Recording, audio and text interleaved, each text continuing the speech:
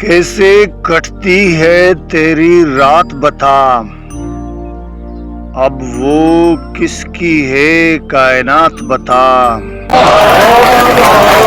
कैसे कटती है तेरी रात बता, अब वो किसकी है कायनात बता। तुझको वो अच्छी लगती है तो फिर पूछता क्यों है उसकी जात बता। पूछता क्यों है उसकी जात बता। तेरे बिन तेरी सच्ची आंखों बिन बीत जाएगी ये हयात बता।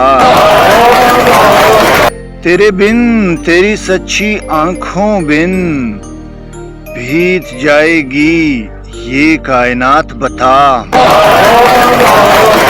इस तरह खुद पे न तशद्दुद कर, जो बतानी है इसको बात बता।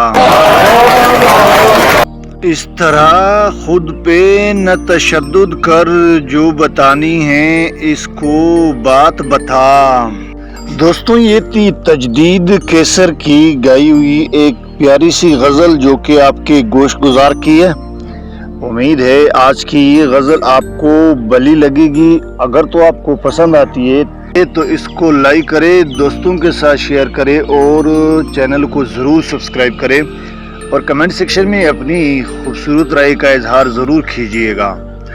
अगली गज़ल तक मुझे दीजिएगा इजाज़त, तब तक के लिए अपना बहुत सारा ख्याल रखिएगा। इजाज़त चाहूँगा। अल्लाह हाफ़िज़, फ़ी अमानिल्लाह।